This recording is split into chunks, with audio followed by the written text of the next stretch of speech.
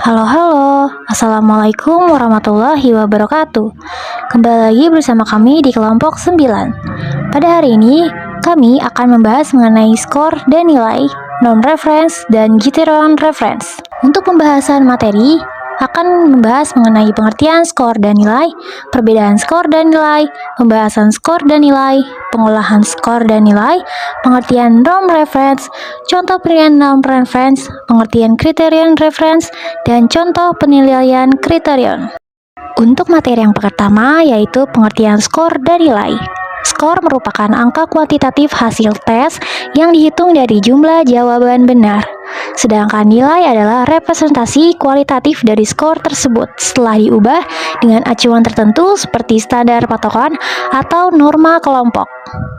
Menurut ahli, skor merupakan sebuah proses perubahan prestasi menjadi angka dan hasil kegiatan pengukuran, yaitu memberikan soal tes dengan mengklasifikasikan angka dalam setiap butir soal tes.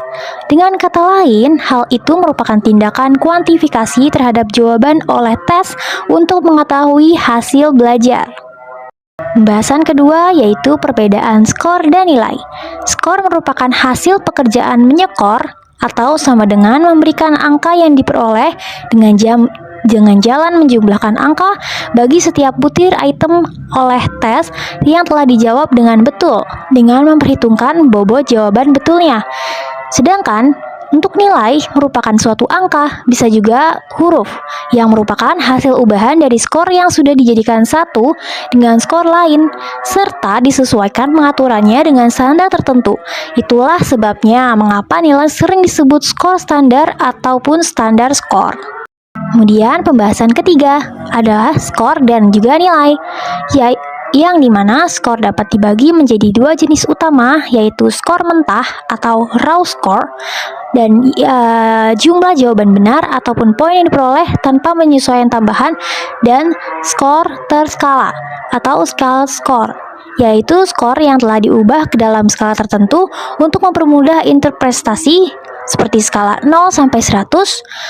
Skor terskala memungkinkan perbandingan yang lebih mudah antara hasil tes yang berbeda.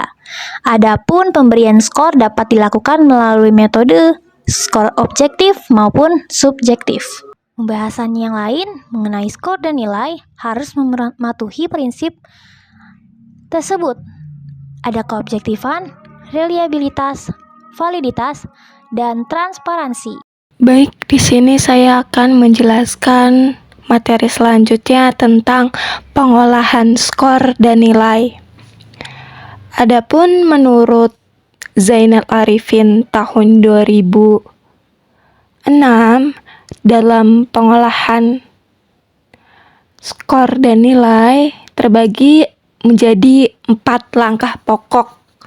Yang pertama itu ada men-skor, mengubah skor mentah, mengonversikan skor, dan melakukan analisis soal. Materi selanjutnya pengertian norm reference.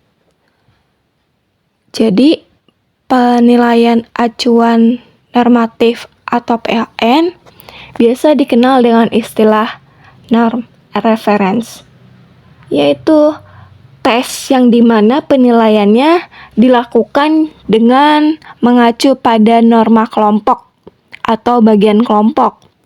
Nilai-nilai ini diperoleh biasanya peserta didik membandingkan dengan nilai-nilai peserta didik lainnya yang termasuk di dalam kelompok. Baik, untuk materi selanjutnya saya akan menjelaskan tentang contoh penilaian norm reference. Bisa dilihat di atas layar HP Anda. Rumus dari penilaian norm reference adalah P tambah Q tambah NR dibagi 2 tambah 1,5.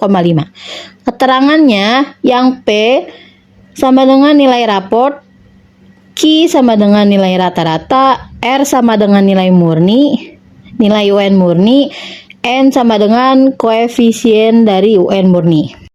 Selanjutnya ada pengertian criterion reference. Menurut Slameto tahun 1988, penilaian acuan patokan atau PAP atau dikenal dengan istilah Criterion Reference Test adalah penilaian acuan patokan yang mengacu pada kriteria pencapaian tujuan pembelajaran yang telah dirumuskan sebelumnya.